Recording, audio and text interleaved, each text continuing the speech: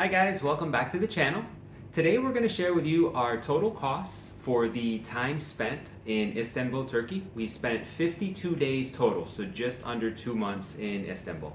We were there from the end of August till about mid-October of 2024, so that's when these prices, will be. Correct. Starting with our accommodations, our Airbnb, we love the location, we love overall all of the amenities that we got and access to transportation from this place. Yeah. This is actually one of the largest Airbnbs that we've had in a while. It was, So and everything was brand new. Everything was new. Yeah, it was very nice. If you haven't seen our Airbnb tour, feel free to check it out. We spent for this Airbnb $2,403, and that was for our entire stay. Yeah. So that was pretty good, and we really enjoyed the place. Yeah. Number 2 on the list is transportation. Now, we don't have a car, so we just rely on public transportation. And Istanbul was really great for this. The buses, the trams, the metro, the ferries, it was just awesome transportation. So initially when we got there, we had to purchase an Istanbul card, and that was 130 Turkish lira, which is $3.80 roughly. And we shared the card. We could both use that. Mm-hmm. So one of us would go through and pass the card to the other person, so that worked great. The buses, metros, and trams were about 20 Turkish lira, about 60 cents per ride. Mm-hmm. The ferry was a little more. That was 30 Turkish lira, Yep. about 90 cents per ride. Mm-hmm. And the other one that we used the airport to city train. The airport's quite a ways from the city, but it's only 40 Turkish lira to take the train into the city, so $1.15. Our total spent for transportation for the nearly 2 months there, $59. Yeah. So not bad at all. Again, we rely on public transportation to get around, and this city is really big. It is. So huge. you are taking public transportation a lot. You are. It was impressive the amount of modes of transportation and how reliable and affordable everything was. It was awesome. Yeah. Yeah. Next on our list is groceries. As you guys know, we are not just tourists in a place. We are trying to live in these places. Yeah. So access to grocery stores, being able to cook at home is very important to us. And Istanbul was also very affordable here. We spent a total of $611 for our entire stay here. And this is shopping at different stores, markets. Overall, the food prices here were very good. Very reasonable. Yeah. We can't cook at home all the time, so the next item on the list, number 4, is dining out. Your dining out options in Istanbul are absolutely insane. And the food in Istanbul is really good. So you got to get out there and try it. You got to do it. Our total spent in Istanbul for dining out was $701. Which, again, for almost 2 months, and we were eating out quite a bit because it was so delicious and very accessible. We could just walk a few minutes and we can get to a near restaurant, and it was awesome. So we went out a lot. We did. We really enjoyed that. Entertainment, next on our list. So for entertainment is, of course, the things that you pay for, sites and different things that you go see. We didn't do a lot here.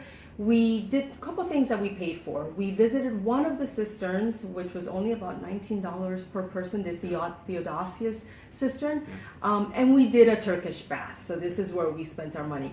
We didn't go to some of the main things that people recommend to go. We did not pay to go to Hagia Sophia. We felt that there were so many beautiful mosques in Istanbul. We didn't need to pay for that.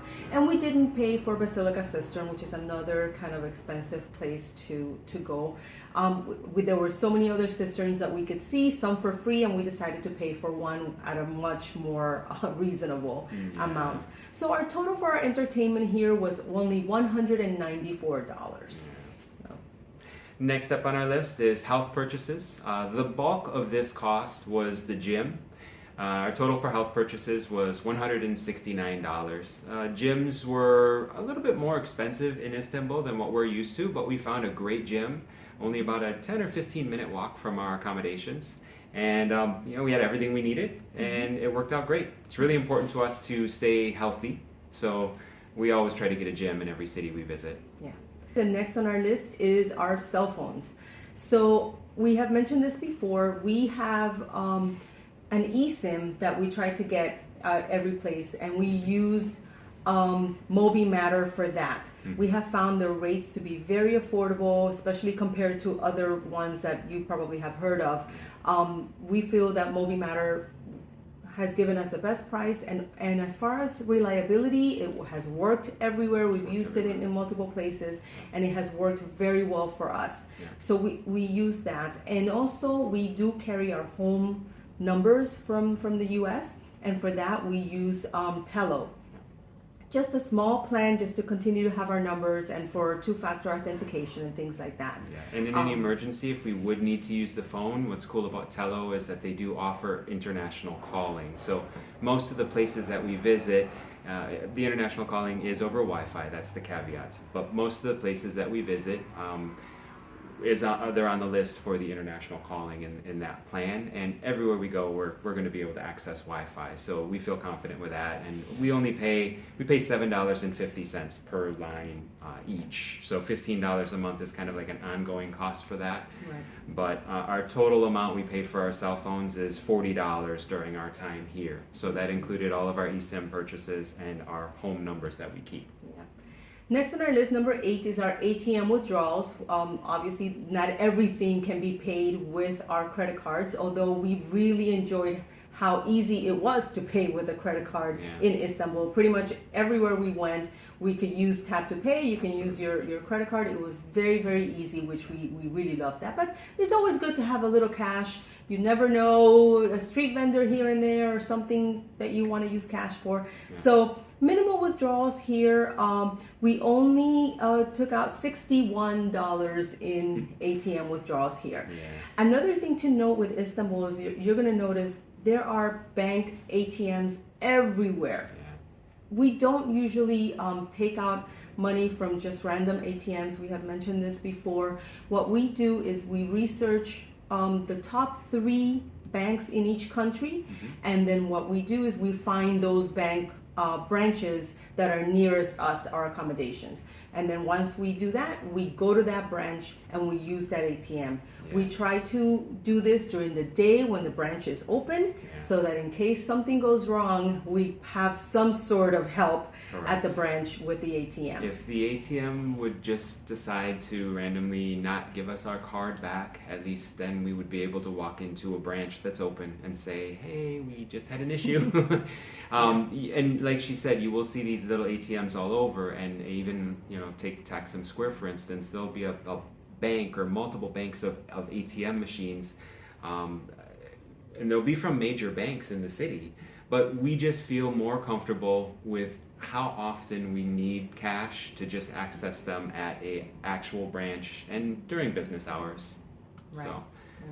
So we didn't have an issue with our bank at all, and making withdrawals at the ATM. We've never had this issue with our card getting eaten or not giving a card back, but we just, being so far away from home, we'd rather not deal with the hassle, and if there would be an issue this way, we kind of have a little protection. The last thing on our list is miscellaneous. Here, the total for miscellaneous was $225. As we mentioned in our overall Istanbul, Turkey video, we did some shopping while we were there.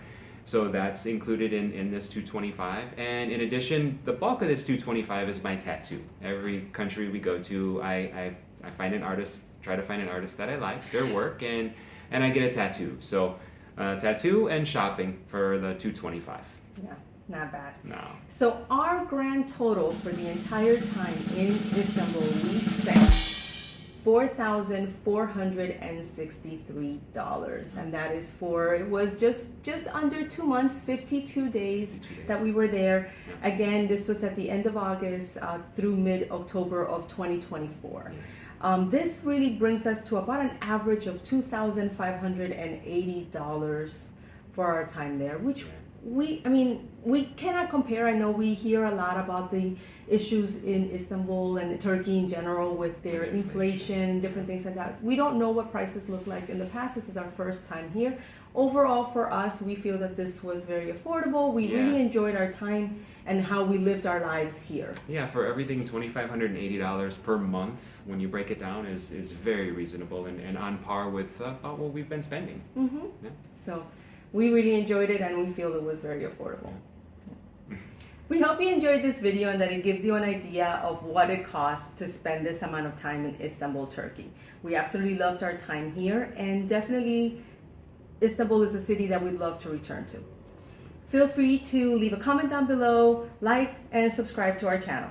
And slow travel with us. Bye. Bye.